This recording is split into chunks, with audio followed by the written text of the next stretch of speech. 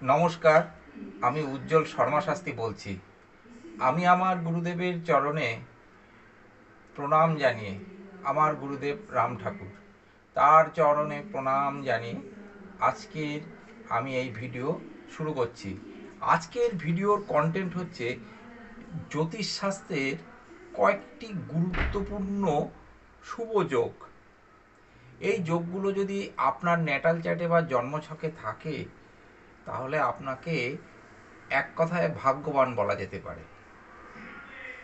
আমি এই শুভযোগগুলো নিয়ে আলোচনা করব সম্পূর্ণ জ্যোতিষ আঙ্গিকে, সম্পূর্ণ জ্যোতিষশাস্ত্র মতে আমি এই আলোচনা করব। আমি প্রথমে এই শুভযোগের মধ্যে রেখেছি রাজযোগকে। রাজযোগটা কি? কেন্দ্রপতি, লগ্ন, চতুর্থ, সপ্তম, নবম, দশম, এগুলো চতুর্থ, সপ্তম, দশম, নবম, পঞ্চম এবং নবম। এর মধ্যে কেন্দ্র হচ্ছে চতুর্থ, সপ্তম, দশম। এই তিনটি কেন্দ্রকে আমরা কিন্তু বিষ্ণু স্থান বলি শাস্ত্রমতে, বিষ্ণু স্থান। আর পঞ্চম আর নবম স্থানকে আমরা লক্ষ্মী স্থান বলে থাকি।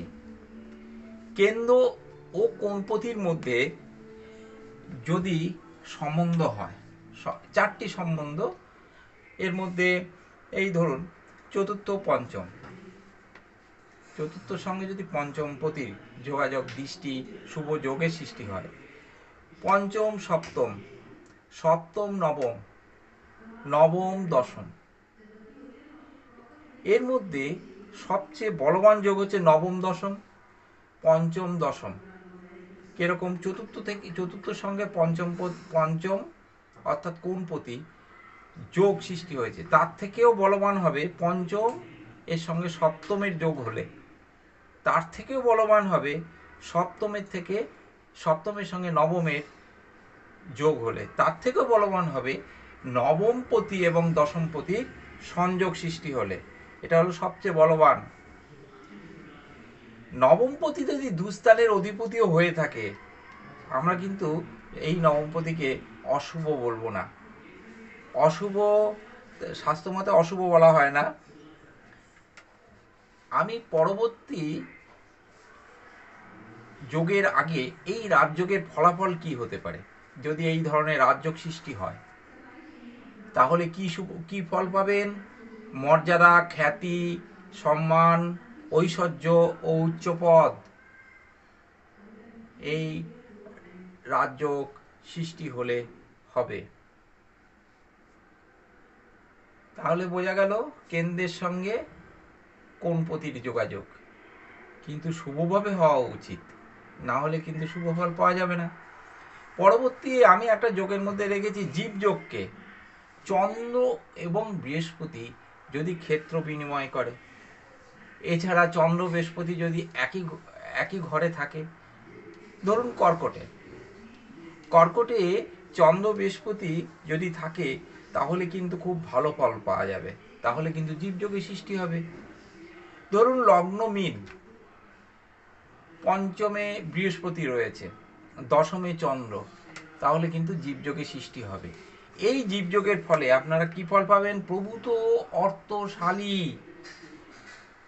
সুন্দর দেহ বিশিষ্ট হবে, গুণী এবং দীর্ঘায়ু, দীর্ঘ জীবন, আয়ু তার দীর্ঘ হবে। তারপরে আমি আরেকটা শুভযোগকে রেখেছি চন্দ্রপ্রভা যোগকে। নবমপতি কেন্দ্রে, বা নবমপতি যদি নবমে থাকে, কেন্দ্র বলতে 1, 4, 7, 10, 1 লগ্ন, 4 চতুর্থ স্থান, সপ্তম স্থান, দশম স্থান। নবমপতি যদি নবমে থাকে, এই চন্দ্রপ্রভা যোগ হবে। এই যোগে কিন্তু নানান গুণ থাকে এবং নানাবিধ সুখ এরা ভোগ করে থাকে। তারপরে শুভযোগ আমি বুধাদিত্যকে রেখেছি। বুধাদিত্য যোগ। রবি এবং চন্দ্র যদি একই ঘরে অবস্থান করে এক রাশিতে, তাহলে বুধাদিত্য যোগ হয়। রবি এবং বুধ যদি এক রাশিতে অবস্থান করে তাহলে বুধাদিত্য যোগের সৃষ্টি হয়। এই বুধাদিত্য যোগ কিন্তু সব ঘরে ভালো ফল দেবে না। মিথুন, কন্যা, সিংহ, মেষ এবং ধনুতে ভালো ফল দেবে, শুধুমাত্র এই ঘরগুলোতেই ভালো ফল দেবে, অন্য ঘরগুলোতে অত ভালো ফল দেবে না। সুতরাং বুধাদিত্য যোগ কিন্তু এই রাশিগুলোতে হলে খুব শক্তিশালী হবে। এর ফল কি? বুধাদিত্য যোগের কিন্তু খুব ভালো ফল পাওয়া যায়। বিদ্বান হবে, মেধাবী হবে, কীর্তিমান হবে, ধনী হবে, মানী হবে। তারপরে আমি আরেকটা শুভযোগকে রেখেছি, ক্ষেত্র সিংহাসন যোগ। ক্ষেত্র সিংহাসন যোগ বলবান দশমপতি দশমে, কেন্দ্রে, ত্রিকোণে বা ধর্মস্থানে, ধর্মস্থানে বলতে নবম স্থানে কিংবা স্বক্ষেত্রে থাকলে এই যোগ হয়ে থাকে। তাহলে বোঝা গেল ক্ষেত্র সিংহাসন যোগ কি। ফল কিভাবে? জাতক রাজা হয়, রাজা হয়। ক্ষেত্র সিংহাসন যোগ জাতক রাজা হয়। রাজা কাদের বলা হয়? ঐশ্বর্য, বীর্য, শ্রী, কাম ও বৈরাগ্য, সরৈশ্বর্য সহ বিরাজ করছেন, তিনি হচ্ছেন রাজা। তাহলে এখন তো রাজা নেই, কিন্তু এই যোগে কি ধরনের ফল পাওয়া যাবে নিশ্চয়ই আপনারা বুঝতে পেরেছেন। এর পরবর্তী যোগ রেখেছি আমি লক্ষ্মী যোগকে। এর পরবর্তী যোগ রেখেছি আমি লক্ষ্মী যোগ। নবমপতি এবং শুক্র, নবমপতি এবং শুক্র যদি কেন্দ্র এবং কোণে থাকে এবং তারা যদি তুঙ্গ ক্ষেত্রে থাকে তাহলে এই যোগ হয়ে থাকে। মা লক্ষ্মীর আশীর্বাদ এরা পান, মা লক্ষ্মীর আশীর্বাদ এরা পান, অতুল সৌভাগ্যের অধিকারী হন। মা লক্ষ্মীর আশীর্বাদ পাওয়া মানেই তো অতুল ঐশ্বর্য, ধন ঐশ্বর্য এরা পাবে। গুরু সৌরী যোগ, পরবর্তী যোগ রেখেছি গুরু সৌরী যোগ। যদি বৃহস্পতি ও শনি দৃষ্টি বিনিময় করে তাহলে এই যোগের সৃষ্টি হয়। এই যোগেও কিন্তু এই যোগটা কিন্তু খুব শুভ যোগ, এটা একটা রাজযোগের ফল পায়। এর পরবর্তী যোগ আমি সরস্বতী যোগকে রেখেছি। বুধ বৃহস্পতি ও শুক্র এরা যদি কেন্দ্রে থাকে, কেন্দ্র বলতে 1, 4, 7, 10, কিংবা যদি ত্রিকোণে থাকে, ত্রিকোণ বলতে পঞ্চম, নবম স্থানকে বলা হয়, কিংবা যদি এরা দ্বিতীয় থাকে এবং ওই কেন্দ্রে যদি বৃহস্পতির তুঙ্গ ক্ষেত্র হয়, মিত্র ক্ষেত্র হয়, স্বক্ষেত্র হয়, তাহলে এই সরস্বতী যোগ কিন্তু প্রবল হবে। বুধ, বৃহস্পতি এবং শুক্রকে কেন্দ্রে থাকতে হবে বা ত্রিকোণে থাকতে হবে এবং বৃহস্পতিকে তুঙ্গ ক্ষেত্রে, মিত্র ক্ষেত্রে বা স্বক্ষেত্রে থাকতে হবে। এই যুগে জাতক জাতিকা অতীব বুদ্ধিমান বুদ্ধিমতী হয়, প্রচুর প্রতিভা থাকে, ধীশক্তি, এরা এরা সম্পূর্ণ কিছু চিন্তা ভাবনা করে কাজ করে। কবি, লেখক এদের সাধারণত এই যোগ থাকে। আর দিনে দিনে এই যোগ থাকলে দিনে দিনে পাণ্ডিত্য কিন্তু বাড়তে থাকবে। তারপরে আমি রেখেছি খড়গযোগকে। খড়গযোগ কি?